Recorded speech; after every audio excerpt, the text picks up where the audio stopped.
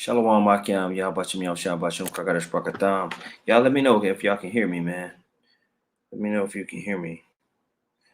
Trying to see if I can pull this up. Okay, yeah, I hear it. That's what's up, man. Shalom, shalom. Yahbashim Yam Shabashim Kragadash Brakatam. First off, I'm going to say Kahala Yahweh Bahashim Yahweh Shabashim Kahakwadash. Send double honors to the apostles and elders of Great Millstone. Much peace, love, and salutations to Yakim out there pushing the word of sincerity and truth. It's Brother Ariala. Another location. Maybe I can open up some of these windows and stuff like that. Get some light up in here, man. Just a chill day. A lot of good news going out, so I figured I'd do an Algo Brothers was rolling with news in the chat. So I said, hey man, let's go ahead and go live, go over some of this news. There's been a lot that's been happening, you know, as far as when you read the book of Matthew, the 24th chapter. We've been touching on that scripture a lot on the highways and byways just because it's just so relevant when it talks about the beginning of sorrows. As a matter of fact, I believe I'll open up with 2nd Ezra, the 9th chapter. I'm going to share my screen real quick with you, Akyam, and all the brothers and sisters on. But I want to lead this into basically going into Matthew 24 and corresponding gospel scriptures and, you know, 2nd Ezra 9 on the beginning of sorrows, and then kind of leave off with talking about the kind of, in my opinion, one of the biggest things happening right now is the situation going on in Russia and the Ukraine and its implications prophetically. We did a live show last week on that, but it's just turning up. It's so good, man. It's so good. So good that I even got me a bottle of wine just to go over the news and look at it. But things are popping off the page, and it's really cool to see how Yahweh Shem Yahushua has this thing manifesting. Let me share my page, my screen, and we'll go here. Share that right there. Boom. Start off here. In 2nd Ezra, the 9th chapter, starting at the top, at the first verse, it says, "And he answered me then and said, Measure thou the time diligently in itself, and when thou seest part of the signs pass, which I have told thee before, then shalt thou understand that is the very same time wherein the highest will begin to visit the world which he made." So he's telling Ezra here, hey, I'm going to tell you about these things, right? When you see signs of parts of these things pass, like the things I'm about to tell you, you're going to know, all right? You're going to know at that very same time, the Most High is getting ready to visit this place, meaning bring judgment. The judgment that was always in the Old Testament prophecies that the prophets were always looking for, the impending destruction of this current world and the evolution of the kingdom of heaven, meaning the promise, that rest. When you read the Bible and you hear where it talks about that rest or that promise, is always going back to the inheritance that was meant to be given to the chosen seed that came out of Abraham, Isaac, and Jacob. Jacob's name was changed to Israel. In the Hebrew, we say Yashar Allah.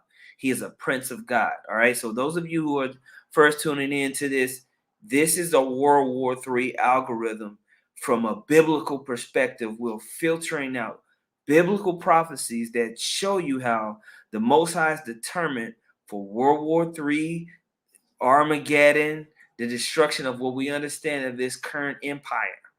But in the scriptures, when you read those prophecies, there was always this emergence of this everlasting kingdom that was prescribed to come out of it. Right now, we're in the midst of the last days of the last days. Since Yahweh Shai, who the world calls Jesus Christ, died on the cross, we have been in the last days, meaning a time period to where there's going to be a transition of power and kingdoms. There was all these prophecies said to happen in the midst of those last days, right? Now we're in the last days of the last days, meaning fire truly can't consume the earth in an hour. Literally, that's been built and put here, and it's in the minds of men to use that technology. We'll take a toast to that. Kwam Yashal. The heathen, the enemy of the nation of Israel, the enemies of the nation of Israel, are going to destroy themselves. And we are seeing some of those signs right here, okay? want to stay up with you, Akim, on the comment board. And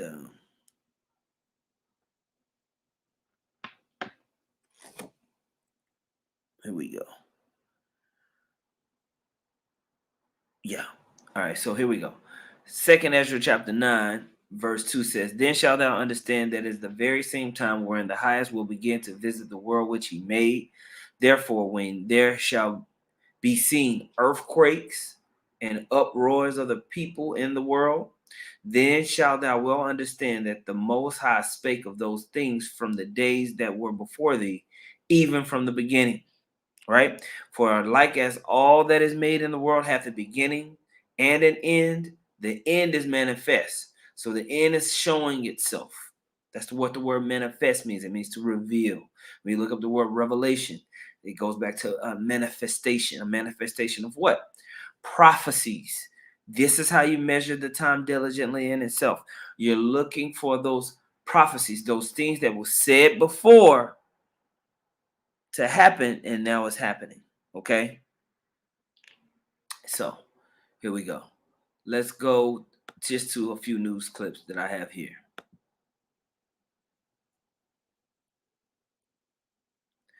All right, who is this? Kadash Abaria. Kadash Abaria. I just gave. I felt like I beautifully explained what I'm talking about on this live stream. So if there's so many other videos that we have on this page, even in particular, that you can go to get more edification on that topic. Right now, we're talking about the World War III algorithm. If you can't hold your water, then just leave. And if you're not adult enough to deal with that, leave. And anybody else that. All right. So this is what we're talking about right now. When help can finally get its feet on the ground, this is what they'll find in Tonga. The first images taken at ground level show what the tsunami and volcanic ash have done between them. But progress is being made. The runway should be cleared for an Air Force Mercy flight tomorrow, and the Navy should get there the following day to help evacuate the worst hit areas. But as help arrives and things become clearer, so too might the scale of the casualties and fatalities. And briefly, real quick, we did a live stream. I did a live stream probably about 3 days ago, 2 or 3 days ago, going in on the whole issue about the law, the fringes and traditions. I went over Acts the 15th chapter. I touched on that. Elder Yashawamba followed up with that, and specifically we talked about the book of Galatians. In the book of Galatians,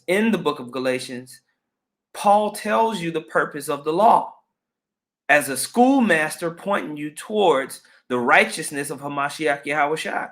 It's just like, you guys, if you don't understand something, go back and listen to it again.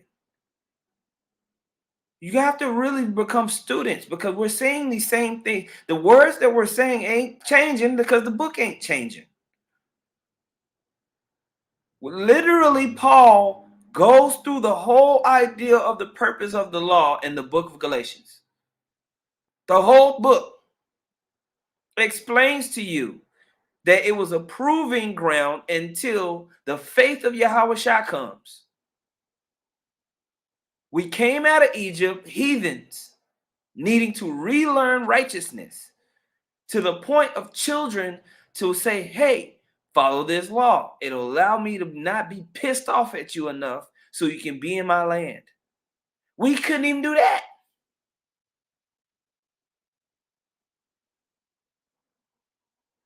So Paul explains it. Hey, man, you guys tuning in, man. You need to humble down, man.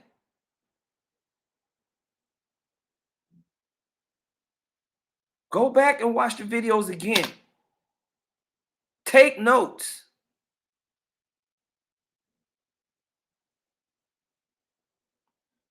Take more notes.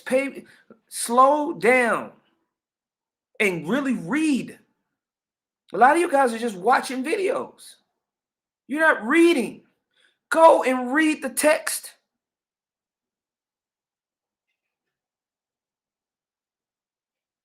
There's only so much a person is going to be able to talk at you. Go and read and slow down. You're going too fast. A lot of you guys want to just be superhumans. And then when you need to just be you, just chill out and just read and learn and slow down. Calm down.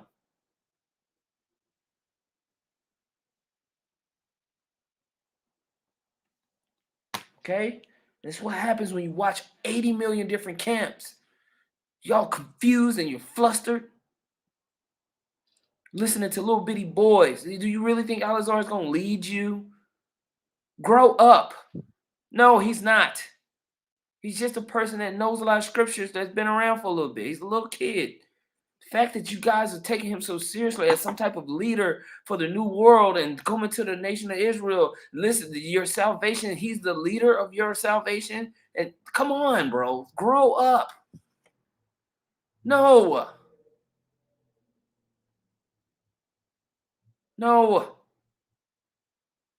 He's not exhibited any of those type of characteristics. Anyway, back to it. Whoever, you can clip this out, man. That needed to be said. I'm not gonna even take it back. Going back to this. I'm gonna rewind, start over, man, because that pisses me off a little bit. You know? Second Ezra, the 9th chapter, man, where I opened up and I was talking about the beginning of sorrows. I used this first clip here to illustrate earthquakes, floods, unprecedented volcanic eruptions happen underneath the ocean floor.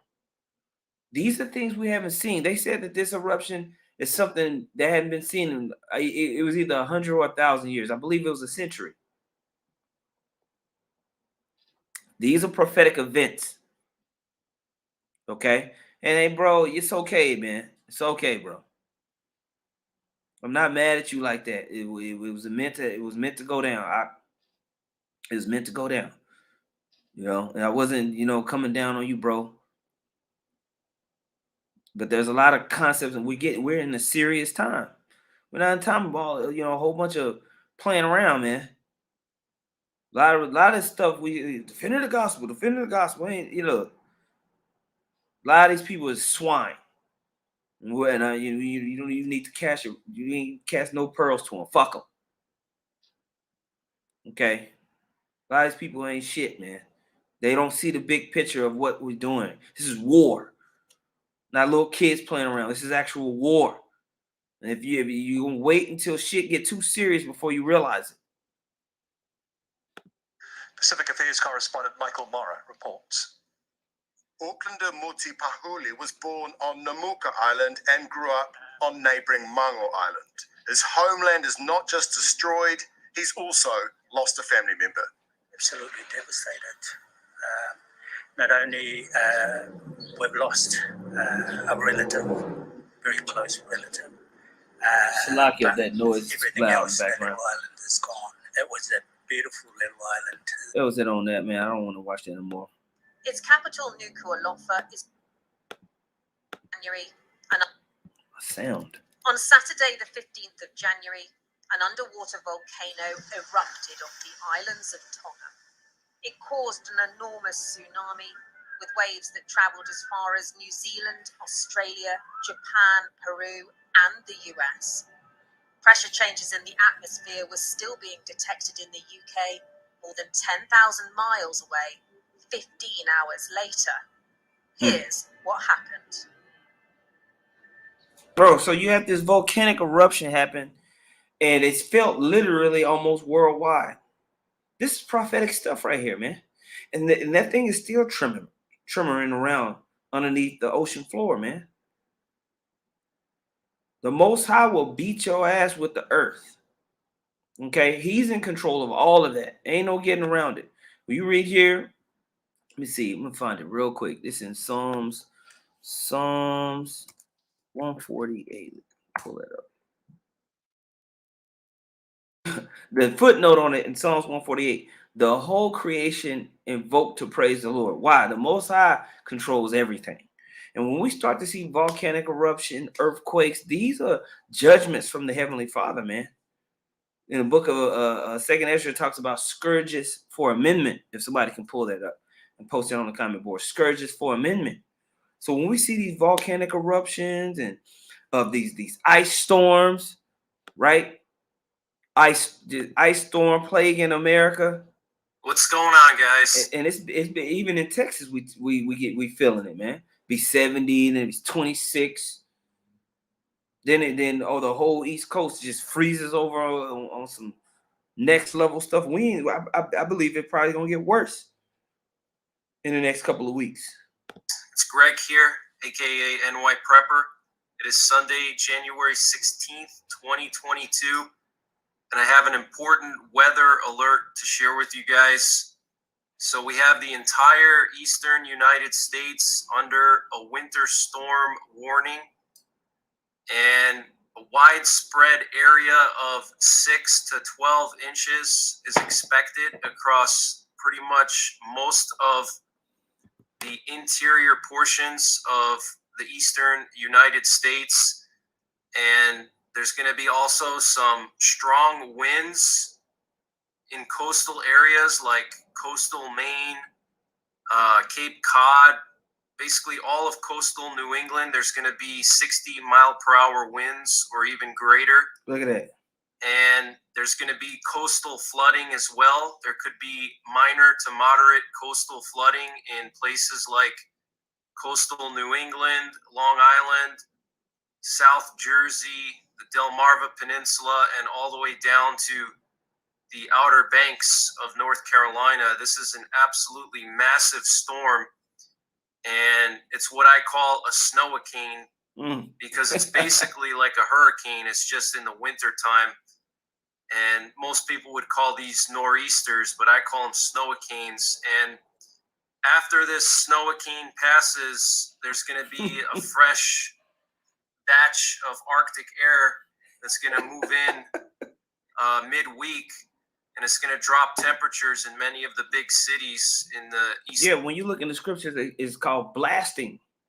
That's blastings, man. Cold, rigid blastings. You can have blastings that are hot and blastings that are cold, man. Both. And it can ruin everything that you actually tried to put in the ground in October.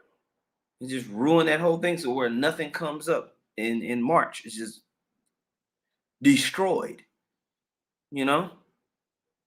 The Most High will blast this thing, man. And that's judgment. That's the judgment of the heavenly. That's just a little bit of the beginning of sorrows that we read about. Just a little pieces of how the Most High will do that, you know? You go down in the book of Isaiah 28, and I'm starting at 2. Behold, the Lord hath a mighty and strong one, which as a tempest of hail and destroying storm, as a flood of mighty waters overflowing, shall cast down to the earth with the land. And you know, we have the news out there that they talked about how China was setting up some type of artificial sun or shooting a rocket, doing whatever they was doing, man.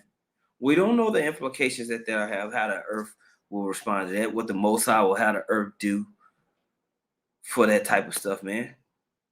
You know? Most High ain't playing with that type of stuff, man. Anything can happen.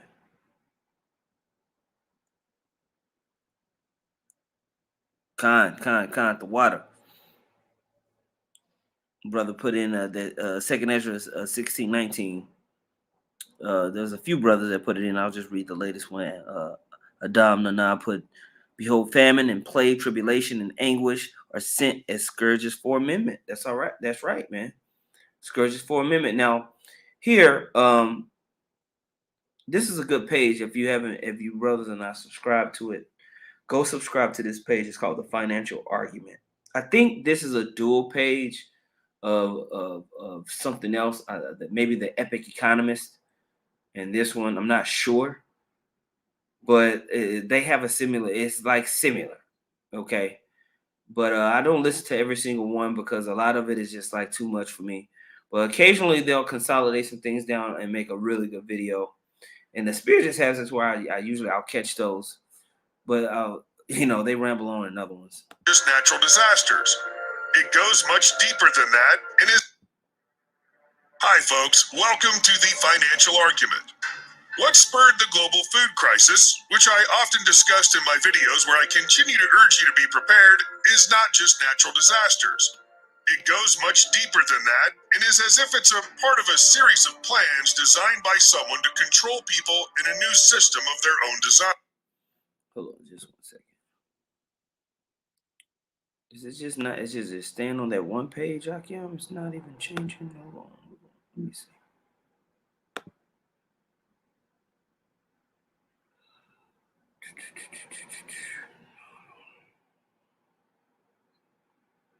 Share screen.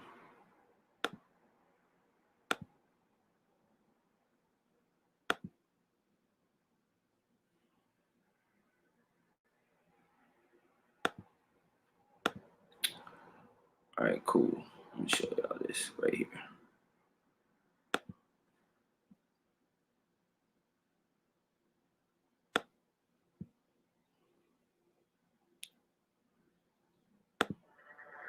Hi folks, welcome to the Financial Argument.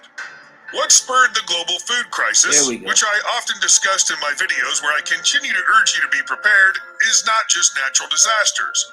It goes much deeper than that and is as if it's a part of a series of plans designed by someone to control people in a new system of their own design.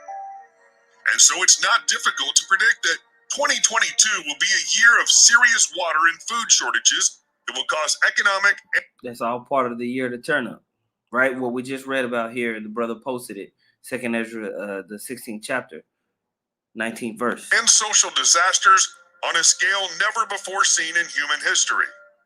But what I'm going to tell you in detail in a moment, based on the latest news about food shortages in this first month of 2022, leads me to believe that the plan for the global food crisis is accelerating. It's coming quicker than we expected. Moreover, the plan is not only a food shortage, it's also a supply shortage. I'm not referring to the supply chain problems we've seen since the health crisis began. This is much greater. I'm not just referring to some foods, toilet paper, microchips, lumber, plastic, and other items with shortages in recent months. I'm talking about basic items we take for granted that we need to go about our day-to-day lives. This will be very difficult for those who are not ready. Some people will never understand what's going on until it's staring them in the face. And by then, they're... You don't want to be caught out there, man, with your eyes closed. And this goes for even bros that say you are Israelites, man. We can read all of this stuff, but mentally and the way that you make your decisions, your mindset, you need to really make sure that you're really preparing and understanding these times are upon us and how to get in. We're not in the time where you should be ridiculously selfish, If you want to understand the purpose of the law, it should be pointing you towards the fruits of the spirit that you should just inherently do. But because we ain't on point in this flesh, the law was a schoolmaster towards that. Okay? So you need to be making sure that you're developing the fruits of the spirit. All of us do. Or your decision-making skills spiritually is going to be compromised in these times that are upon us. Won't be much they can do, if at all. Unfortunately, some of them may even be close friends or family. If you don't wish to follow the same fate, please watch this video until the end. Never forget that food shortages don't always happen for natural reasons, but are sometimes engineered. Some of you... And food shortages were engineered all throughout history, all throughout warfare. Famines wasn't just because some locusts came and ate all your crops. That happened. Famine could be set up strategically because of war. You may have noticed these engineering experiments may be first implemented in far-off and little-known countries the average Westerner does not see in headlines and may not even be able to locate on a map. These nations are essentially test subjects, and their obscurity is exactly why they choose these populations to keep you in the dark. Increased prices and shortages of energy resources are the most important factors affecting supply chains, which is why they're so connected to the upcoming food crisis. In this context, let's start by taking a increased prices and shortages of energy resources are the most important factor. And they're restricting energy resources on purpose. This is why you see Biden shutting down gas pipelines. This is why you see him reverting back to old OPEC when the United States makes tons of crude oil, or produces tons of crude oil. It's an engineered shutdown of energy and a crunch on energy, and then they're going to tell you we need to go green. But they're going to make it seem like it's critical times. So right now you have wars happening and popping off in Russia and in the Ukraine area, that whole area of the Eastern Bloc, Europe. And what is the major resource that comes out of that area? Natural gas, oil, and even uranium. Okay. So both ends of the spectrum of energy come out of that area. Uranium is used in nuclear power plants, and that comes out of that Kazakhstan area, Kazakhstan, however you say it. So there's wars around that area and controlling that area, but it really it's just because the Most High want these people to go to war. So it's like, all right, cool. You know, Russia right now pumps about 60 to 70% of the energy into Europe. And it's an issue. It's an issue when you have the United States and NATO sitting on the border of your nation, and a nation that you're supposed to be pumping energy through and having good ties with, kind of messes that up. So we're seeing that this evolution of energy and everything like that is a critical part of what they want to utilize to transition to their new world order systems, which is creating chaos with the people. Okay. Factors affecting supply chains, which is why they're so connected to the upcoming food crisis. In this context, let's start by taking a brief look at a recent uprising in Central Asia. Are you aware of what's happened in Kazakhstan in recent days as a result? Yeah. So, you know, and you just think about it, man. If you only got $20 and you don't have no bread, but you don't got no gas, most likely you're going to buy the gas. Why? Because you need to go to work so you can get more money to get the bread and the gas. Right? And so energy is the driving force of the economy in a lot of ways on a basic level. If there's energy strains and energy costs is going up, then it's costing more to get the bread to the supermarkets, which it costs more for the supermarkets to pay for the bread to get transported to their store. So they're gonna upprice you to come and get the bread from their store, which they have to be priced up about to get it to their store from the people. You know what I mean? So on and so forth. All these prices are starting to trickle in and affect nations. You see this Kazakhstan is highlighted right now. The energy crisis is causing chaos in this nation. Okay. Result of rising food and energy prices, we saw Kazakhs take to the streets in protest, with Russia almost usurping Kazakhstan. If you don't know already, Kazakhstan was occupied by the former Soviet Union and remains in Russia's orbit to this day. I also want to note that Kazakhstan was home to the Soviet Union's Semipalatinsk test site, where they conducted 456 tests in the 40-year period before the site closed in 1991. I won't go into more detail because that would require another video, so I'll stick to the point. The way I see it, Russia will tighten its grip on the natural energy resources and companies in this country, which are already under its monopoly. A logical move on Russia's part in this. Brothers, if y'all want to start putting scriptures in the comment board on the Medes, like Revelation 20, all that, Isaiah, 13, you know, you can post those in the comment boards for people taking notes. Write those scriptures down that the brothers are going to post into the comment boards. Time of energy shortages and peak prices. What makes Kazakhstan special is that it's one of the world's leading producers of coal, gas, and oil. It's also the world's largest exporter of uranium. It's at the expense of the people on the bottom that those who have access to this wealth of energy are rising. If Russia's coming to their rescue, please think about it. while Russia's price manipulations in the energy sector, which have become more monopolized than ever, will mean more expensive energy for first Europe, then for the United States. It will also be a disaster for U.S. companies investing in Kazakhstan.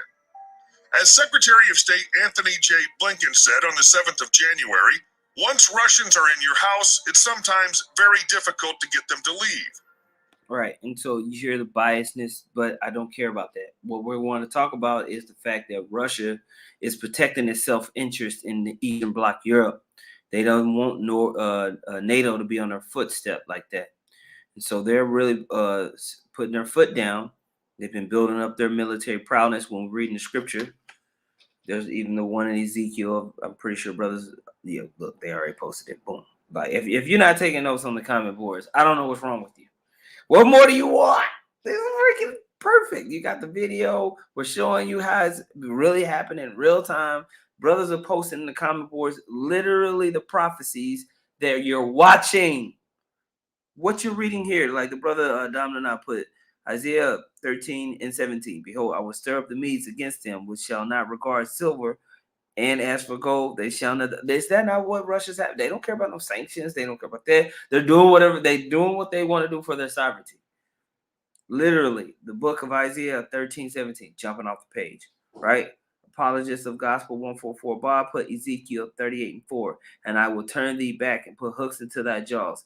And I will bring thee forth and all thine army, horses and horsemen, all of them clothed in all sorts of armor. Right?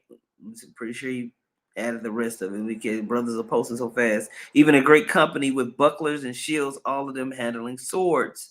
Right? This is Russia, man. They built up they're the Russian bear. So they have the most tanks, ground missile defense systems.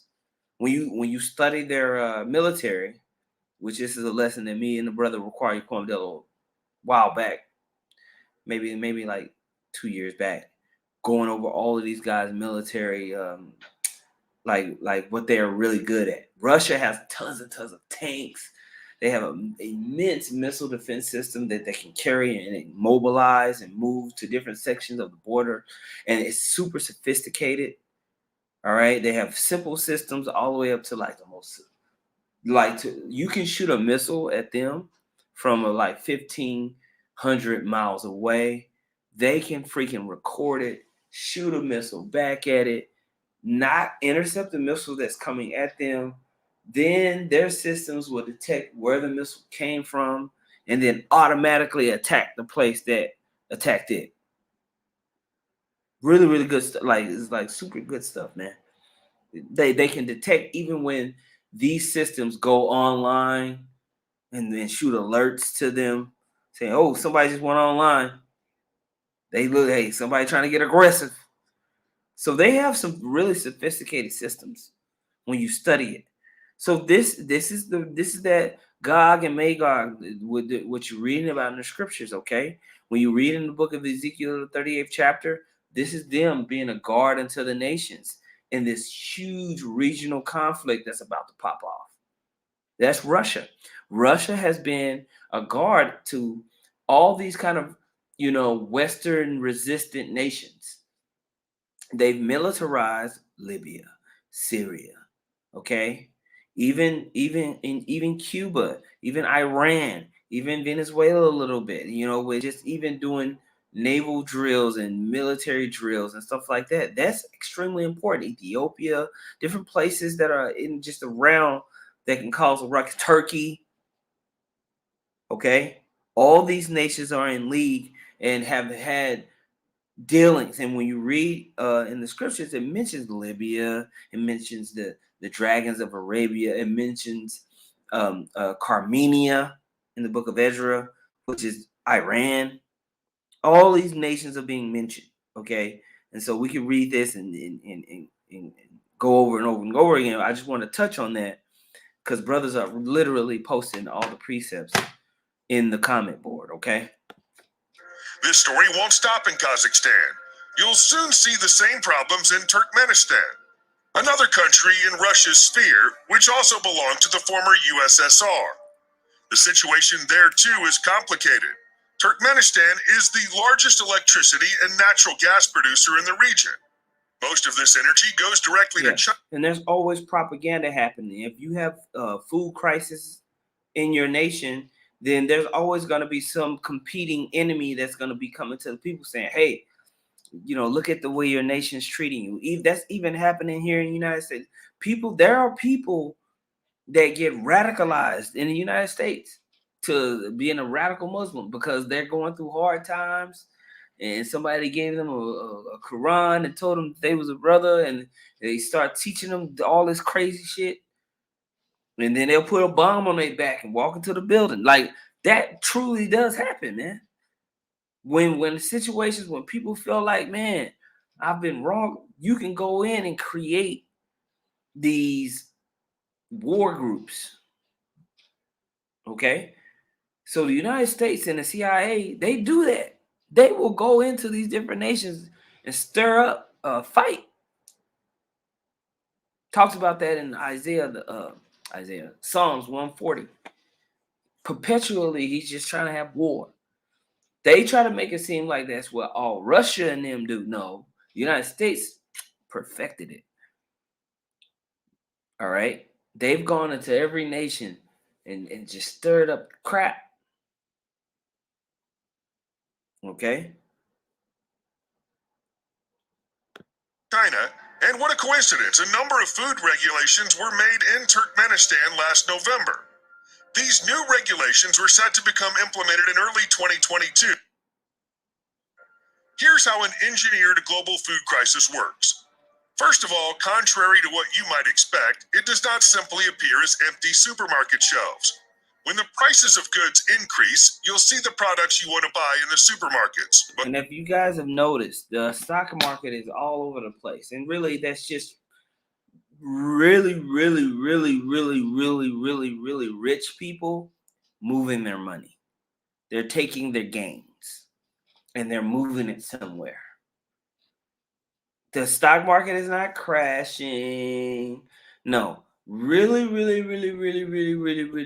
people that got billions of dollars, and some people that have hundreds of millions in smaller markets are saying, you know what, I'm up about 37%. Let me take 20%.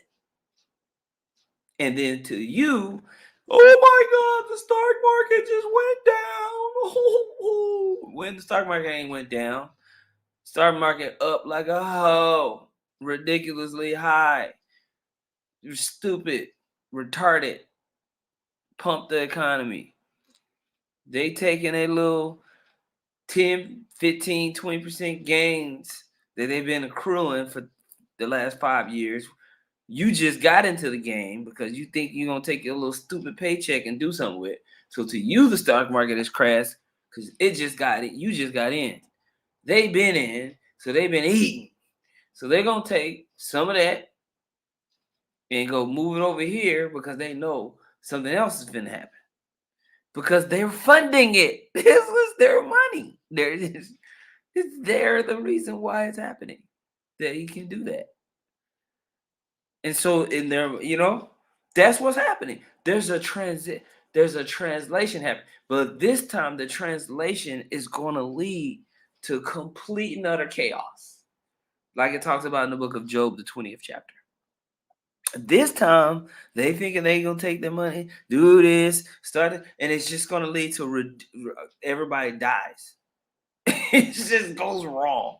That's what's literally we're watching this prophecy start. The beginning of sorrows. You should be excited. It's really interesting. But their prices have skyrocketed. Are we currently experiencing this? The Washington Post reported that in December of 2021, we saw prices in November go up at a rate we haven't seen in 40 years. Kind of went hard right there. Here's how an engineered global food crisis works. First of all, contrary to what you might expect, it does not simply appear as empty supermarket shelves.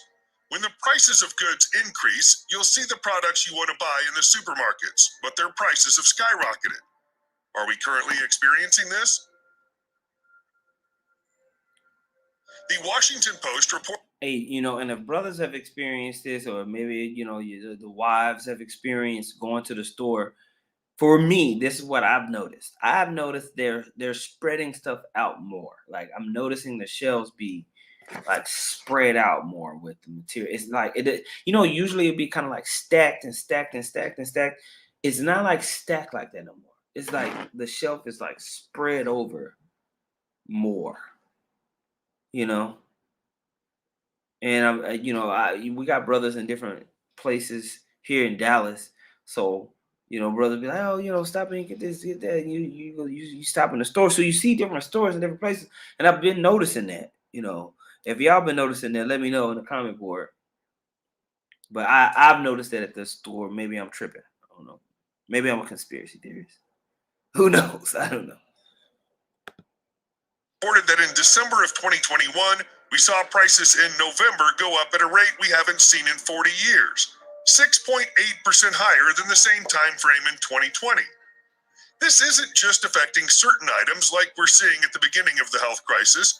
The rising prices are hitting everything from eggs to flour to steak. Beef prices increased by about 20% in a year, with meat in general increasing by 16%. So how are prices deliberately increased? Well, let's take a look at how they implemented their plan. Suddenly a health crisis begins and the entire supply chain and workforce is affected. In the beginning, they told us it'd soon be over, and now the same people are extending the timeline. Next, print excessive amounts of money to speed up inflation, citing the health crisis as an excuse. A couple thousand in stimulus checks. Bro, how's this dude page not taken down, bro? But we get taken down. We can't even say nothing. I ain't even do nothing. He didn't even let me finish. Doesn't help the average American much in the long run, but it does help accelerate the plan. If you really think about it, their methods are simple and straightforward. Then the second stage of the plan begins. In addition to the increasing prices, the supply chain deteriorates, the workforce decreases, weather negatively affects entire areas, the cost of energy increases, and endemic animal diseases become more widespread. Suddenly, there's a scarcity of products in the markets due to many natural and unnatural reasons. Hunger is a very sensitive issue, and it Hunger is one of the most extreme issues of war. Bro, if y'all was nerdy like me and y'all would just go read how a lot of war starts, it's usually around a sandwich. It'd be about food. Food will make men go to war. It will make men go to war. You can go read all these stories in history and all that, and then you get to what really happened. And a lot of times it involves goods and services being mismanaged or someone feeling cheated. And someone feeling cheated, then they shot this person. And then they go to war. I'm dead serious. All right. Yeah, he looks serious. Let's see what they talk about on this. All right, so I want to transition. We talked about the famine. We talked about that in Second Ezra, the 16th chapter. We can read all the famine scriptures and everything like that. But it all centered around Matthew the 24th chapter, which is what I opened up on. Is Matthew 24:6. I opened up on this point.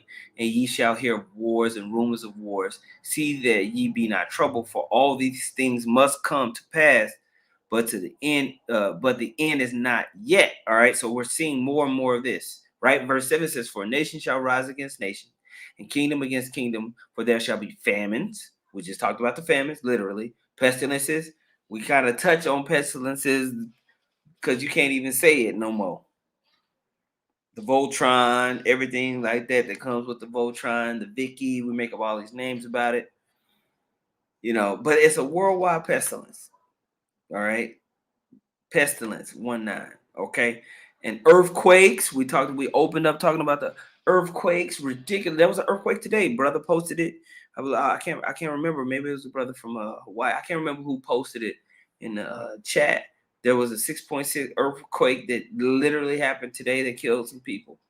But it's been record earthquakes. Okay. I can probably type that in. See if something will come up. Record earth Let's see what happens.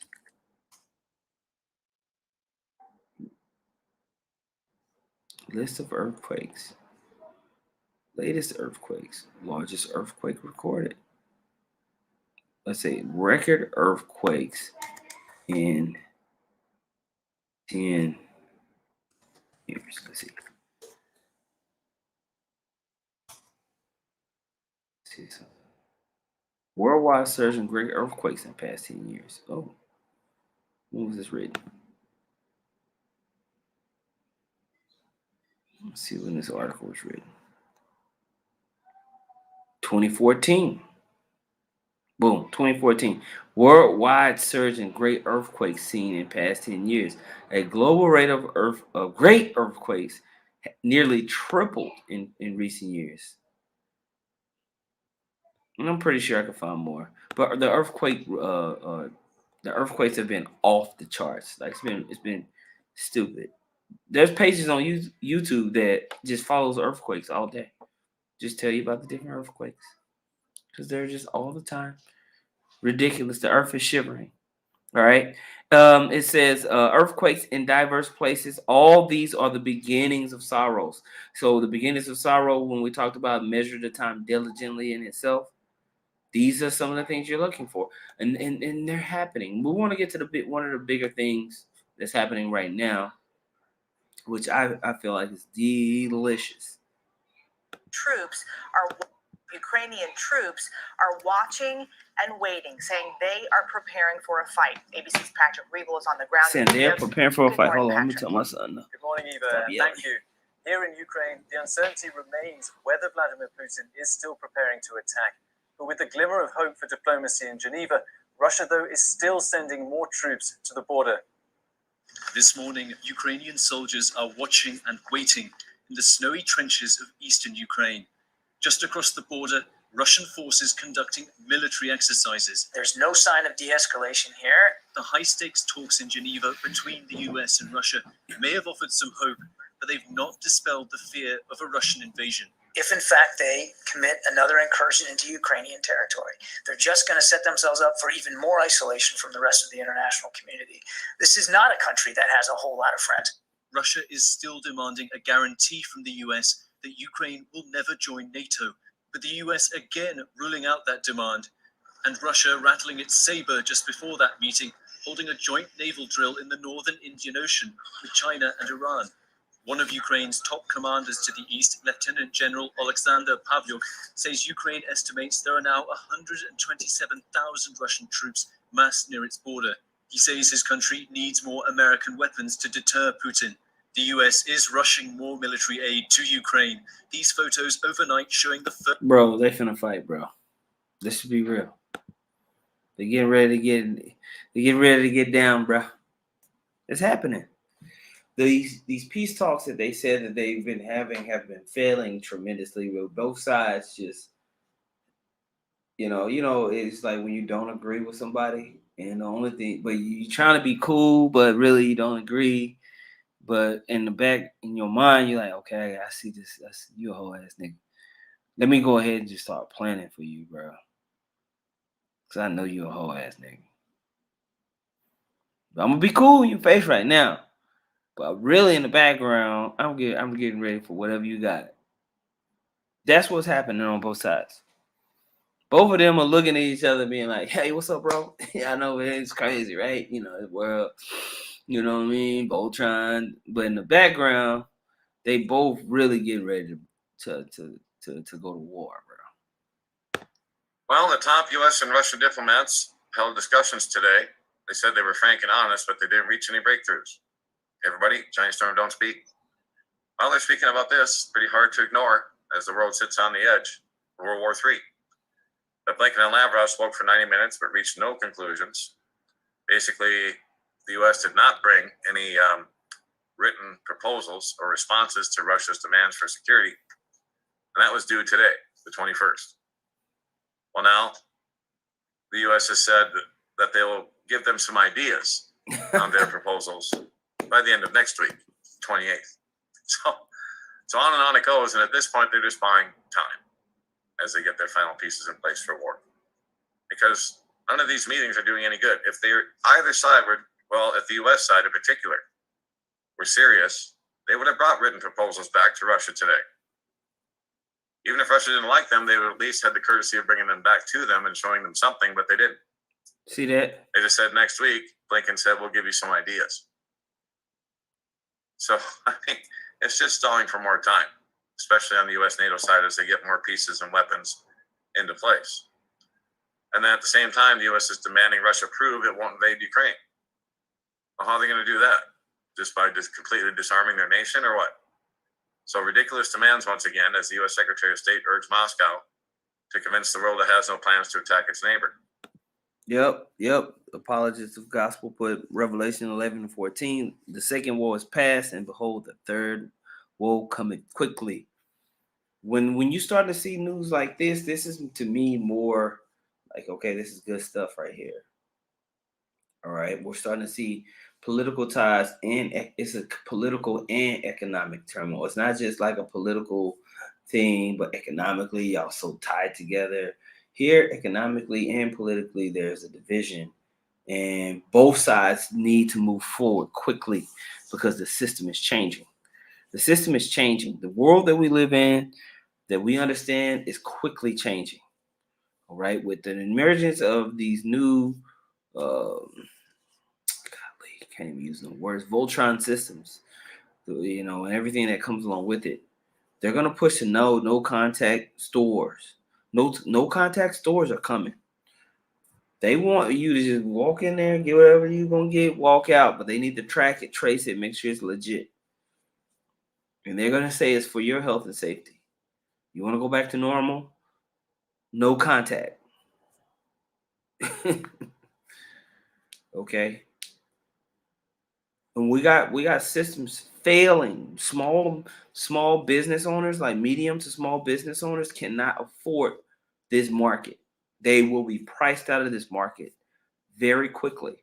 And we're going to see unemployment and chaos run rampant, or underemployment, meaning all you people that didn't want those little jobs, now the guy that was the supervisor that was making $95,000 a year, now he's taking on a $35,000 job at the call center. And he's way better than Shanika. So they're gonna hire him because he's skilled, because he can actually get on the phone and keep business. So now Shanika is gonna live off of unemployment and it's gonna run out. Okay. And so on and so forth with everybody else. You're going to see the upper middle class move into the middle class move into the working class move into poverty. And those that were working class and middle class are going to want to go to war. Those are the people that are going to want war. They're going to want war right now. And those are the people that get, that's how it happens. It's just history. So how would they do that? Well, he said it was to engage in dialogue and diplomacy, which is what they did today. Really? You had no breakthroughs. You reached no conclusions. And you've had weeks to do so, months. Russia put these proposals out over a month ago,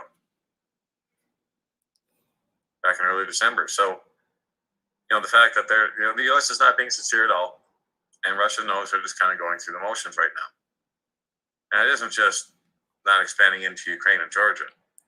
It's also Russia demanding that NATO pull out from Bulgaria and Romania, and they want NATO to restore the night. When I was over in Romania, in that area, they did not like the EU, Western.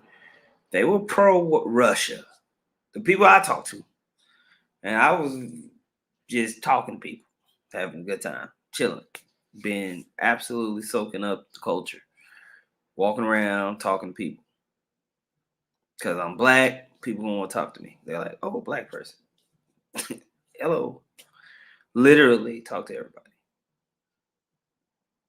And the type of person I am, you know me, I'm having a conversation. you know, and I'm engaging. Hold on just one second. Hey, Shalom Maki, Abashim, Shabashim, Karash Bakata.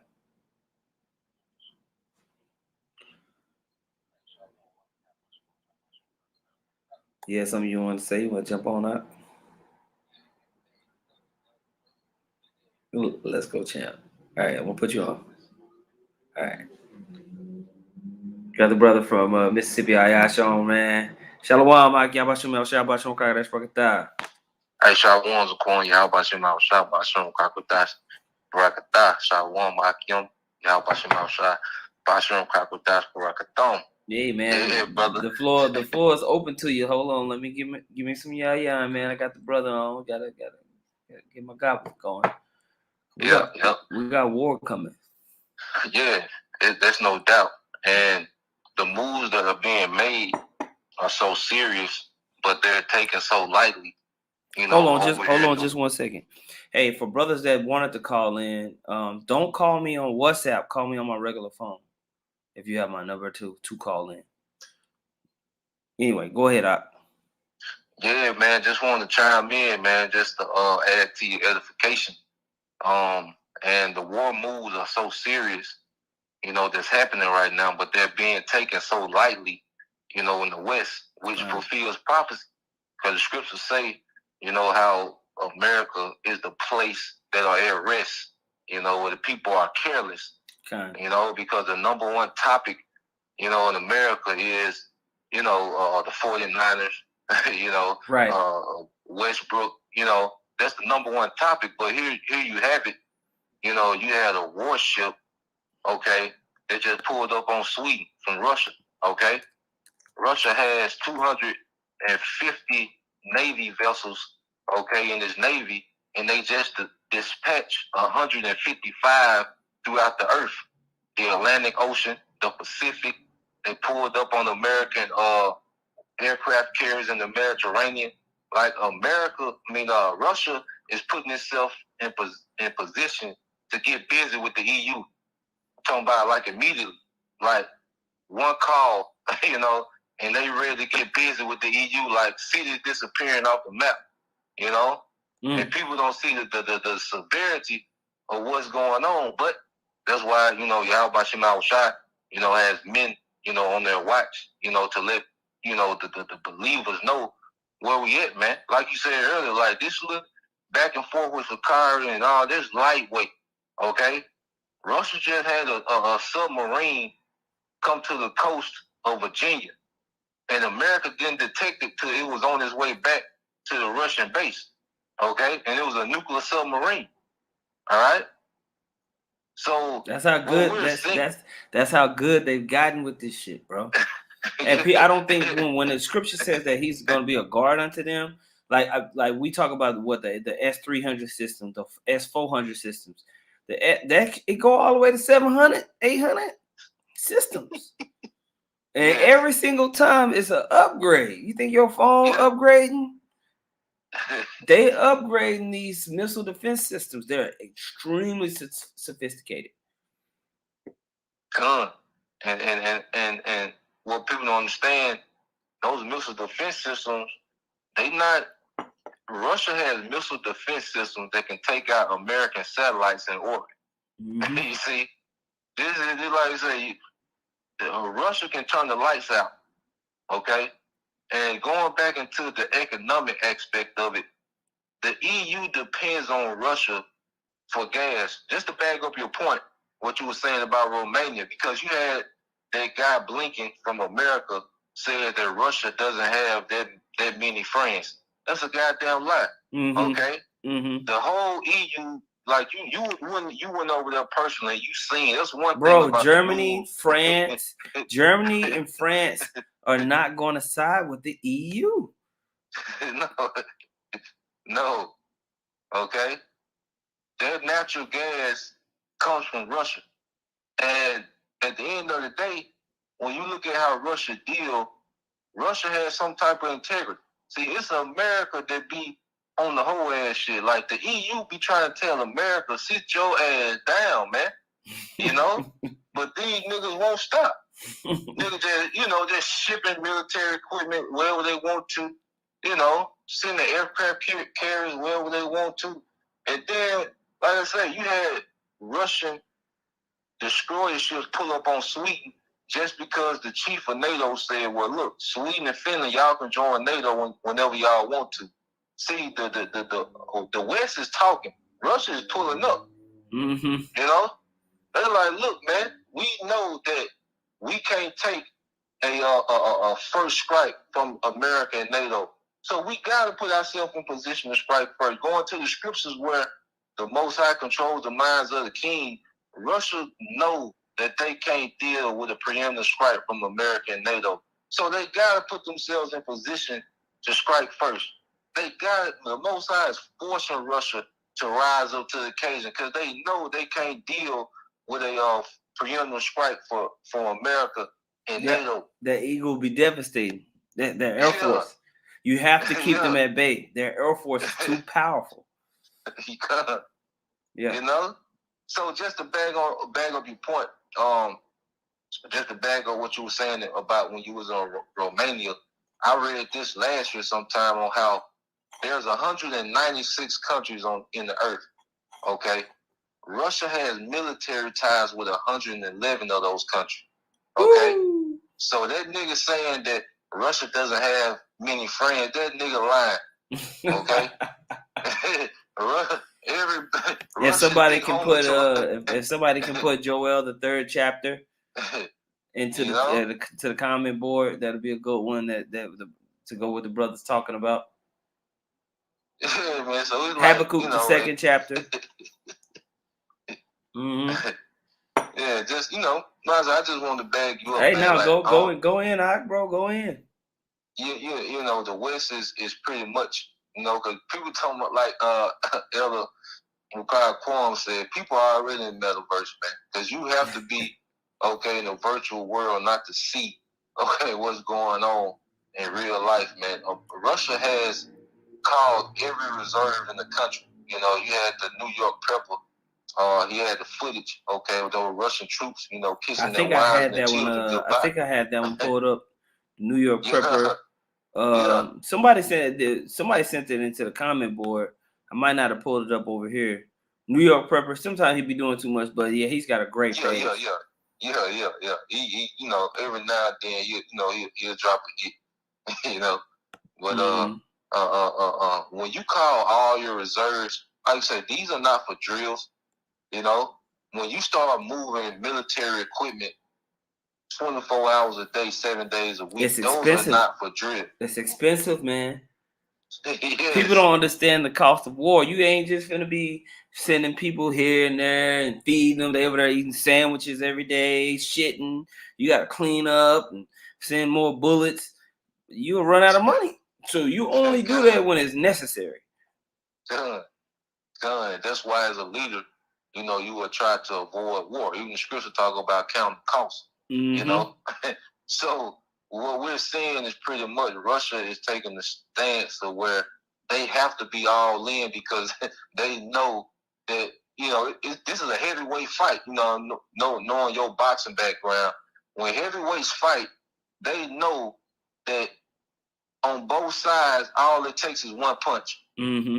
It don't matter how good you are, your skill set. They know at the end of the day, you have to respect this man enough to know that he can hit me one time and put me to sleep. Mm-hmm. You see, and this is what we're seeing with America and Russia. That's why you seeing nothing but nuclear talk. These niggas ain't got time to be all No, these niggas know that they gotta throw haymakers because this ain't this is it. You see. So this is what we're seeing is pretty much this main event. All right. So you had all these little wars lead up to this moment, but this is the main event. Okay, the third war that the scriptures is speaking of, and Russia plays a major part. Going into the feet of a bear.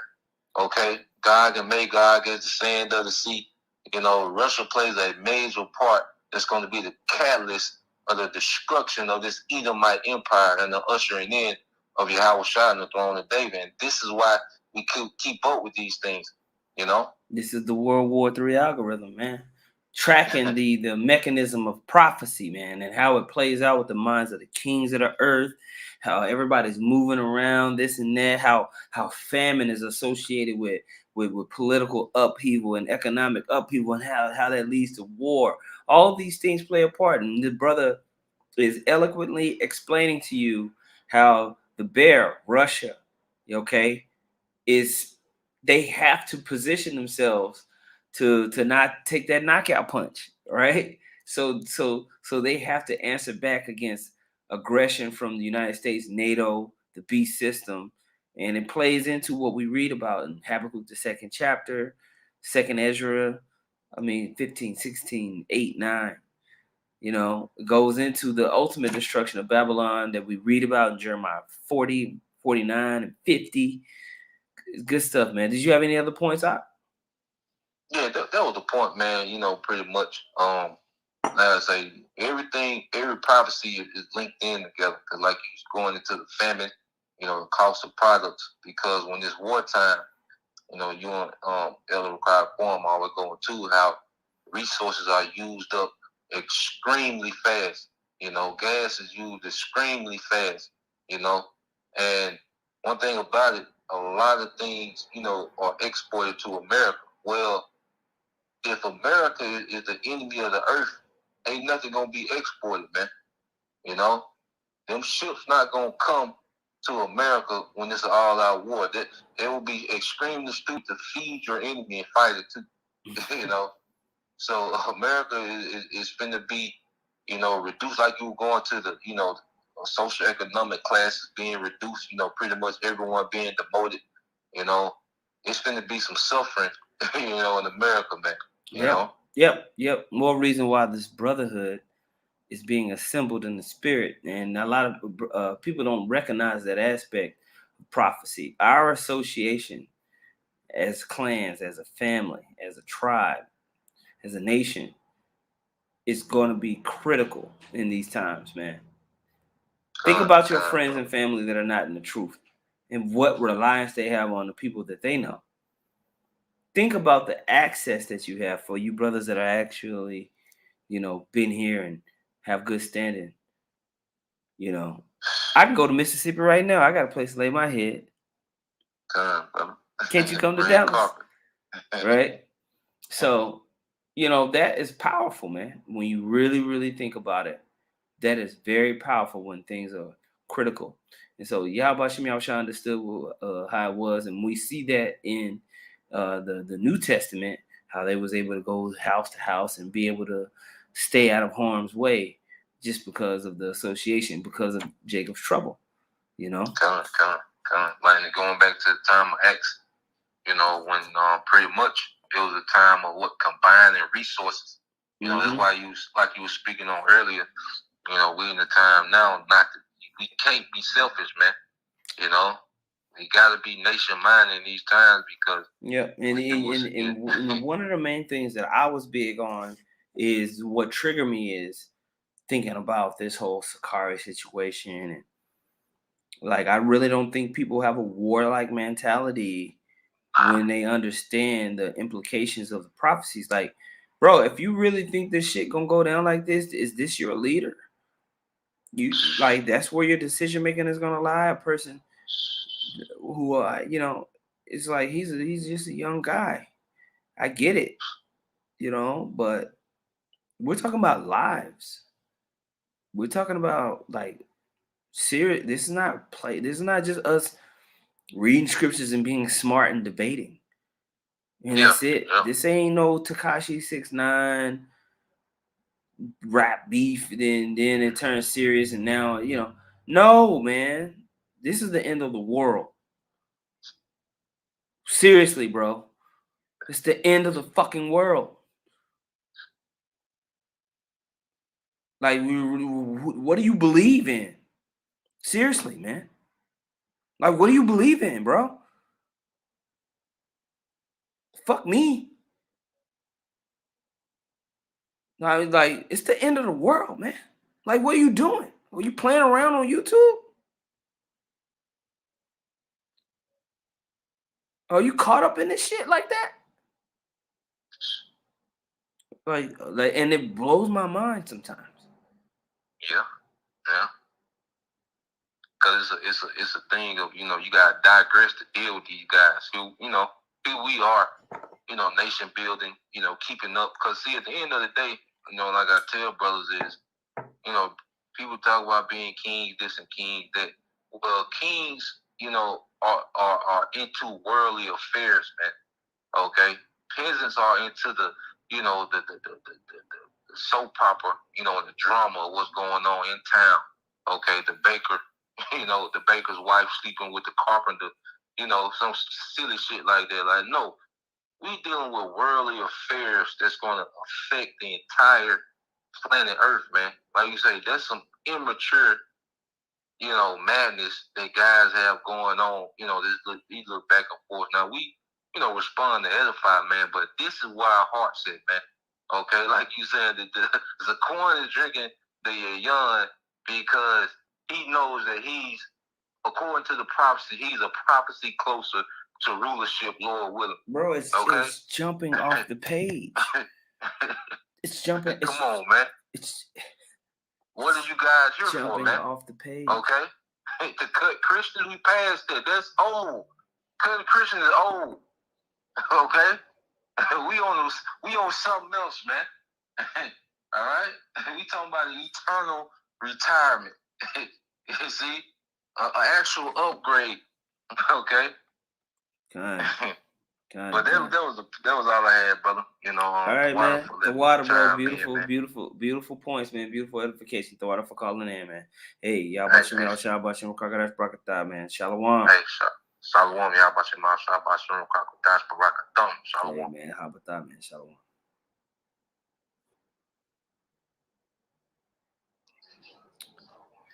Hey, Shalom, Mark. Y'all bashing out, y'all bashing Rakadash Brakatah. Hey, Shalom is calling you out by Shin outside by Shin Kakadash Brakatah. Yeah, bro, I'm out here listening and St. John Salaki. Bro, I knew you was gonna call in, bro. I knew you was gonna call in. Yeah, brother. Hey, hey, Shalom to all the Aki want to come on board. Y'all by Shin outside by Shin Kakadash Brakatah. So all you brothers out there, man. Hey, turn your YouTube off, man. You guys sound like Kevin Samuels, man. Can you turn your YouTube off? Turn your YouTube down, man. All right, so hey, real quick, I had 2 points I wanted to put in there and make. The first point was normalcy bias, because that's what a lot of people, especially here in America, you suffer from. You're not used to hardships. You're not used to a hardship on a nationwide scale. So it says psychologists call it normalcy bias. I still hear myself in the background a little bit. All right, I just turned my volume down because my microphone picks up. But yeah, the volume's down. And I got you on a phone.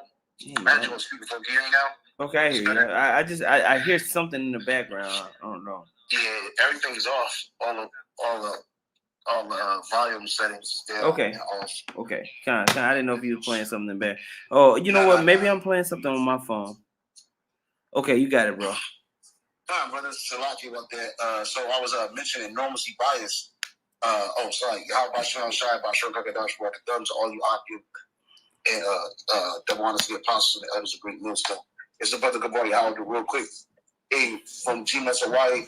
So I was looking up 2 points. One point was normalcy bias, because normalcy bias is something that vast majority of Americans suffer from. You got people here that are like, these preppers that know that something big is coming.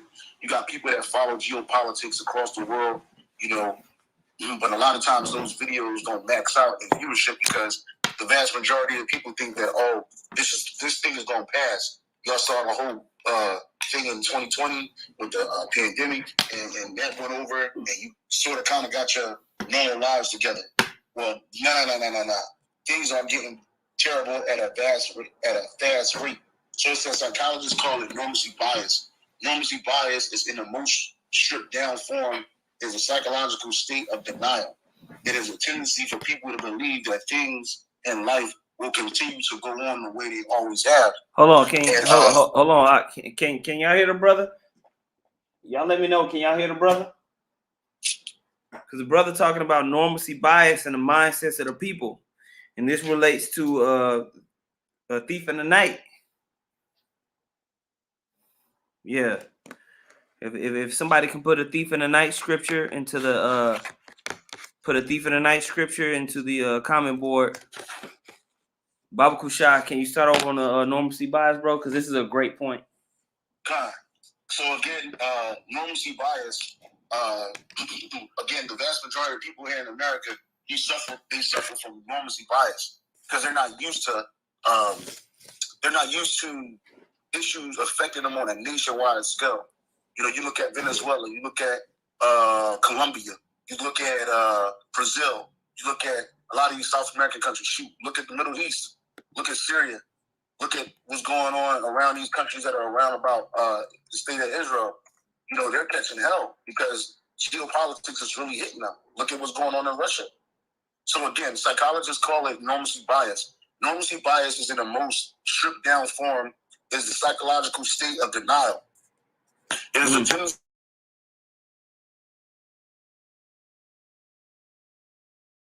to how so many people here in America, they're wired in a state of denial.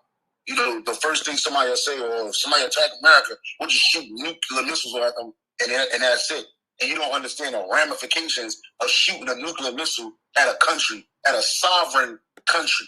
The vast majority of Americans believe that America's rule is going to stay strong and firm across the world, and they don't see how it's loosening across the world, how these nations are preparing war against the whore that sits upon many waters. It says normalcy bias is a cognitive bias which leads people to disbelieve or minimize threat warnings. Same thing we're doing right now. So we're out there through the spirit and power of Yahweh Shai on the highways and byways warning our people of all the nations. We're talking to our people primarily, and we're warning them of the threat, and they minimize it. Oh shit, that ain't gonna happen in my time. Things are gonna bounce back. You know, there's a scripture in, I think 2 Peter 3, it might be 1 Peter 3, where it says that they are willingly ignorant of the times that come, because the Most High flooded the earth before, and Noah stood out there prophesying and preaching for over 120 years, and nobody listened until the day the flood came and took them all away. You know, and that's what's coming right now. You got war being prepared, and you got those people actually sitting here thinking that, well, no, things are going to be good, and they listen to this in the mainstream news media, and they believe that, oh, Biden's got a grip on it, Kamala's got a grip on it. Nah, man, these people are out of, they're losing grip. The elders had mentioned this in the previous conversation with the brother from the priest from Mississippi, and he talked about Russia's advanced missile defense system. It says it is Russia's most. It is Russia's most advanced new generation surface-to-air missile system, capable of intercepting intercontinental ballistic missiles. It can also target hypersonic cruise missiles and can intercept ballistic missiles within a range of 600 kilometers. Bro, you ain't got nothing to fight against that. Once these shit start flying, y'all niggas start dying. That's the truth. That's because in a matter of minutes, this place can be taken over. But yet, you average Americans, you jakes that's in the world, you jakes that's concerned with folly, you know, like the brother said, I forget his Salakia brother, the brother from Mississippi said, man, you gotta digress from what's really going on to address simple situations. And we're so far in the game that you should understand. Mississippi said, man, we so far in the game where you should understand that these things, this is what's more pressing than this shit. Now, we can talk about it, we can mention it, we can speak about it, but hey, wait a minute, man. If you're going to be taken by every wind of doctrine, this ain't for you right now. If you're going to be swayed by every wind of doctrine, this ain't for you, because right now what we have going on are worldwide issues. And like Elder Apostle Tahar said on our live stream, on the stream preaching yesterday, he said, hey, these certain things got to happen. When you start seeing rumors of wars and this stuff popping off, hey, you got to understand what's coming before that, the MOTB. okay, worldwide, including America, worldwide distress upon nations. Okay, but mainly the MOTB, meaning that your faith got to be tried. Your faith has to be tried. Something has to go down in your personal life, in your personal world, where your faith is going to be tried to the point where they're going to tell you, will actually will make you, will force you try to at least to get the MOTB. So that you can so-called survive. And for the vast majority of the people, they're going to run to this thing because they have a sense of normalcy by it. Oh, if I take it, I'll be able to thrive in this in this new system. Or if I take it, all my debt's going to be wiped away. Or if I take it, my kids going to eat. And like the elder said, wars are started over food, man. You don't understand. This is 2nd Ezra, chapter 16, verse 22. It says, for many of them that dwell upon the earth shall perish of famine, and the others that escape hunger shall the sword destroy. So a lot of people on the earth, they're going to die from famine. Why? Because war is coming. And we all know that with world wars, any war, famine always follows it. Famine follows a war like a cape. Yeah, So, it usually comes before it. Yep, there you go. It usually comes before it, man. War follows famine like a cape. Yeah. If you really want to say it right, you know what I mean? Yeah, war follows famine like a cape. It's a part of it. It's a part. It's like G.I. Joe with the kung fu grip. It come with it. It comes with it, bro. Because people start losing their mind when they can't eat. And again, going back to normalcy bias, you think that these shelves are going to stay full and stocked. Matter of fact, the brother Elder Ariala had mentioned that I think it might have been Elder Ariala or the brother that called him from Mississippi. They had mentioned that, I think it was Elder Ariala, they had mentioned that all of these stores are going to start going. Yeah, it's contactless. Yeah, contact stores, right? Yeah. So they're about to create, I think, like Amazon is creating like a 39,000 foot store where you're going to have that thing to get up in there. Yep. And to get out. And you know why? Because it's going to be, when war happens, rationing happens. Yep. You can only buy a certain amount of certain things. And you're going to have to make the immediate choice. Should I get this toilet tissue or should I get this piece of meat? Bro, should I get this piece of... What year? It's 2022. They went at Davos and they said by 2030, this is what it's gonna look like. Do you know how fast that's going? Do you know that's not no time? Like, bro, that will be here quick. Do you know how much they have to do right now to get that started? Do you know how big that this the world, the whole world, bro? How can I say it like Joe Biden? The whole world. It's the world. All of you. I want all of you to have the MOTB. Yeah. It's for you. I don't understand. Like, listen, bro. They want the whole world to have the MOTB. They're getting started right now. Yep. Cause see, with Jay, they always think that things happen overnight. Oh, they don't make no. I can't believe this happened. I didn't see this coming. Wait a minute. They've been preparing for it. They've been preparing it right in your face for the last 10, 15 years. Bro, if they need 1 billion people chipped per year, it's 8 years. You know what I mean? Like they're doing it in your face. They need everybody to comply. In order to comply, I'm gonna have to. The alpha wolf. What does he do to the beta wolf that's trying to rise up? He beat his ass. Yeah, I'm about to say he put him down. He got to put him down. Got to check him. So all the wolves are about to fight. Yeah, and they getting ready, and they're banding together. They're banding together. These nations. The little beta wolves are getting together to gang up against the alpha. Yep. And they're ready to go.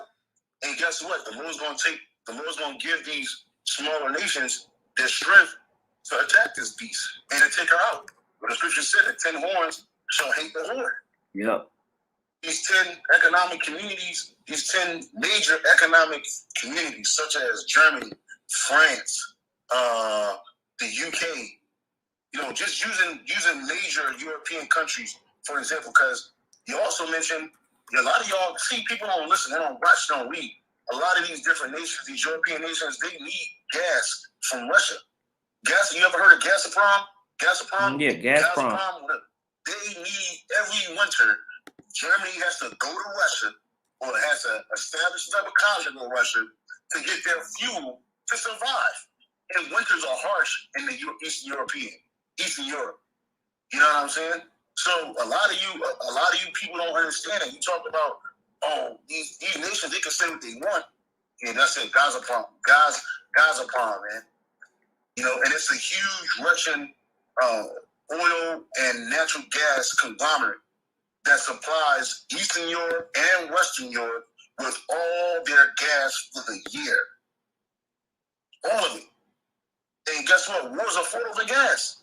Look at what happened in Iraq in 2003 and on. They commanded those oil fields. Why?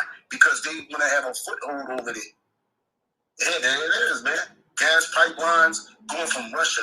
So like, you can put that picture back up.